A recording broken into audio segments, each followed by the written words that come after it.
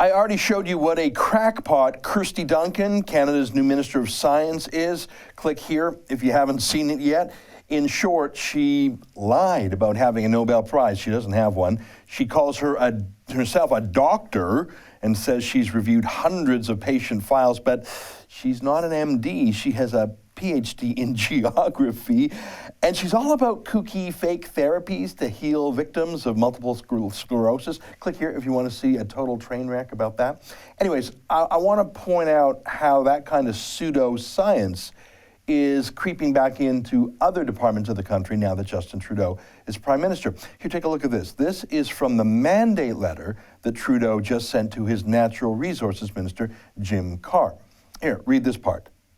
Ensure that decisions are based on science, facts, and evidence and serve the public interest, unquote. So use science when determining whether an industrial project can proceed. That's a good idea.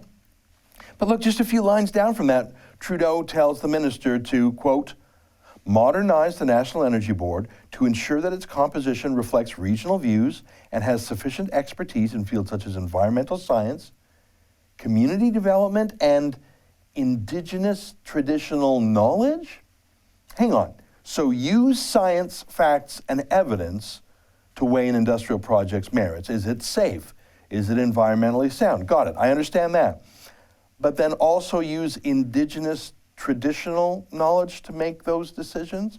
Now, I am all in favor of protecting Indigenous culture and language and tradition.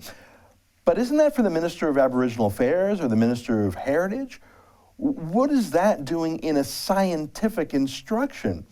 Isn't that pretty much like telling the chief doctor of a hospital, use the best medicine possible, the latest research possible, but also use folk healing techniques?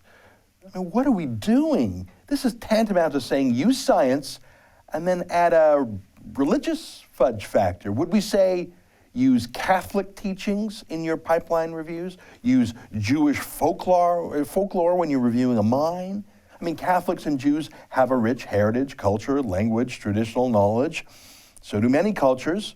I say again, I believe in preserving and promoting Aboriginal culture, but what on earth is culture doing in an instruction to the energy minister in how to assess the safety or environmentalism of a pipeline or a mine? Either something is safe or it's not. The language of science is parts per million, percentages, calculations. Do you know what this is? This is a universal excuse, an escape hatch built right into any decision under this Liberal government, anywhere in Canada, no matter how solid a proposal is on the merits, that the Liberals are building in a veto button for anyone who can claim to have some oral history or secret knowledge that only they possess. If I were being disrespectful, I would say it is like saying a certain priestly class gets to tell us what God would want us to do, and we all have to listen to the priests, and you can't be skeptical. But really, that's not too far off a traditional knowledge about Mother Earth or the Creator or other cultural histories. Look, either Justin Trudeau believes in science or he doesn't. Based on Kirsty Duncan's junk science and his elevation of subjective personal spirituality over other objective science, I think it's fair to say he doesn't. It'll be interesting to see if the scientists at Environment Canada will be true enough to their disciplines to complain about this, or if Trudeau will muzzle them in the name of multicultural harmony. For TheRebel.Media, I'm Ezra Levant.